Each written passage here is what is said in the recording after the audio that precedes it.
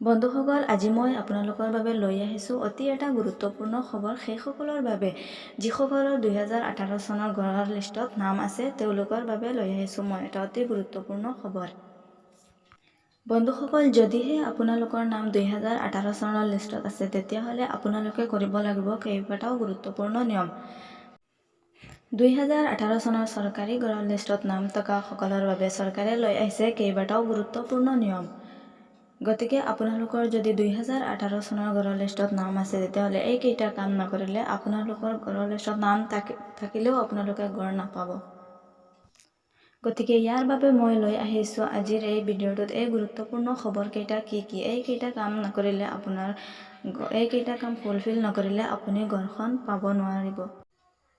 গতিকে আজিৰ ভিডিঅ'টো আপোনালোকে অতি গুৰুত্ব সহকাৰে চাই যাব আৰু আপোনালোকৰ পৰিয়ালৰ বা ওচৰ পাজৰৰ যিকেইজনৰ নাম 2018 চনৰ গড়ৰ লিষ্টত আছে তেওঁলোককো আপোনালোকে জনাই দিব যে কি কাম নকৰিলে আপোনালোকে চৰকাৰী গড়ৰ লিষ্টত নাম থাকিলেও আপোনালোকে গড়খন পাব নোৱাৰিব। গতিকে মোৰ ভিডিঅ'টো গুৰুত্ব সহকাৰে চাই যাব আৰু যদি প্ৰথম আহিছে মোৰ ভিডিঅ' তেতিয়াহ'লে মোৰ চেনেলটো ছাবস্ক্ৰাইব কৰিব, লগতে আপোনাৰ বন্ধু বান্ধৱীলৈ শ্বেয়াৰ কৰি দিব আৰু ভিডিঅ'টো স্ক্ৰিপ্ট নকৰাকৈ প্ৰথমৰ পৰা শেষলৈ চাই যাব, তেতিয়াহ'লে ভালকৈ বুজিব পাৰিব। এতিয়া পলম নকৰাকৈ মই ভিডিঅ'টো আৰম্ভ কৰোঁ।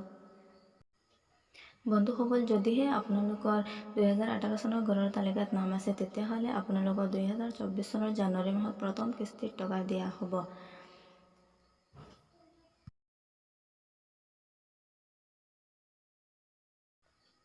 দ্বিতীয় নিয়মটো হৈছে সকলোৰে বাবে ডিবিটি একাউণ্ট থকাটো বাধ্যতামূলক। যদিহে আপোনালোকৰ ডিবিটি একাউণ্ট নাই তেতিয়াহ'লে আপোনালোকে গৈ এখন ডিবিটি একাউণ্ট বনাব লাগিব, নহ'লে আপোনালোকে সেই গড়ৰ টকাখিনি পাব নোৱাৰিব। গতিকে আজিয়ে গৈ আপোনালোকে ডিবিটি একাউণ্ট বনাই লওক। ডিবিটি একাউণ্ট মানে কি মই কৈ আছোঁ আপোনালোকক, কিয়নো চৰকাৰে আমাক ইমান দিনৰ পৰা গড়ৰ টকাখিনি দিয়া নাই, যদিহে এতিয়া চৰকাৰে এটা নতুন নিয়ম কৰিছে যে ডিবিটি একাউণ্ট বনাব লাগিব।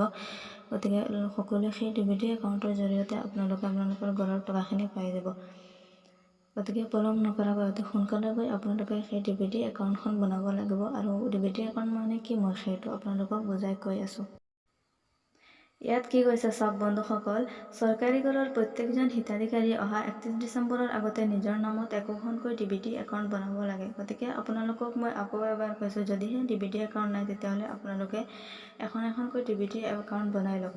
ডিবিটি একাউণ্ট হৈছে ডাইৰেক্ট বেনিফিট ট্ৰেন্সফাৰ একাউণ্ট। এতিয়া আপোনালোকৰ প্ৰশ্ন আহিব যে কেনেকৈ এখন বনাব পাৰে। এখন বনাবলৈ হ'লে আপোনালোকে এখন ৰাজহুৱা বেংকৰ অথবা গ্ৰাহক সেৱা কেন্দ্ৰ, চৰকাৰী গ্ৰাহক সেৱা কেন্দ্ৰত গৈ আপোনালোকে আপোনালোকৰ আধাৰ কাৰ্ড আৰু পেন কাৰ্ডৰ মাধ্যমেৰে এখন বনাব পাৰিব। আপোনালোকে ৰাজহুৱা বেংকত গৈ আপোনালোকৰ আধাৰ কাৰ্ড আৰু পান কাৰ্ড লৈ যাব, তেতিয়া আপোনালোকক এখন ডিবিটি একাউণ্ট বনাব পাৰিব। এতিয়া আপোনালোকৰ মনত আৰু এটা প্ৰশ্ন যে আগতে যিখন একাউণ্ট আছিল সেইখন হ'লে নহ'ব নেকি? গড়ৰ পইচা নোসোমায় নেকি? নহ'ব, সেইখন হ'লে আপোনালোকে গড়ৰ টকা পাব নোৱাৰিব। কিয়নো সেইখন ডিবিটি একাউণ্ট নহয়। 2016 চনৰ পৰা 17 চনৰ যিসকলৰ পুৰণা একাউণ্ট আছে তেওঁলোকৰ একাউণ্টখন ডিবিটি একাউণ্ট নহয়। এতিয়া ডিবিটি একাউণ্ট কৰিবলৈ হ'লে আপোনালোকে বেংকত আপোনালোকৰ আধাৰ কাৰ্ড আৰু পান কাৰ্ড লৈ লিংক কৰিব লাগিব, তেতিয়াহ'লে আপোনালোকৰ ডিবিটি একাউণ্ট হ'ব। কিয়নো চৰকাৰে এতিয়া নতুন নিয়ম কৰিছে, ডিবিটি একাউণ্ট নহ'লে আপোনালোকে পইচাখিনি পাব নোৱাৰে। গতিকে চৰকাৰে ভাবিছে যে ইমান কম সময়ৰ ভিতৰতে মানুহে কেনেকৈ ডিবিটি একাউণ্ট বনাব। গতিকে চৰকাৰে বহুত সময় দিছে, আপোনালোকে একোখন ডিবিটি একাউণ্ট বনাব পাৰিব, নহ'লে আপোনালোকে সেই টকাখিনি পাব নোৱাৰিব। কিয়নো আগৰ যিখিনি পুৰণা একাউণ্ট আছিল সেইবিলাকক ডিবিটি একাউণ্ট লিংক নাই। গতিকে আপোনালোকে আধাৰ আৰু পান কাৰ্ডেৰে গৈ আপোনালোকে ডিবিটি একাউণ্টখন অতি সোনকালে বনাই লওক।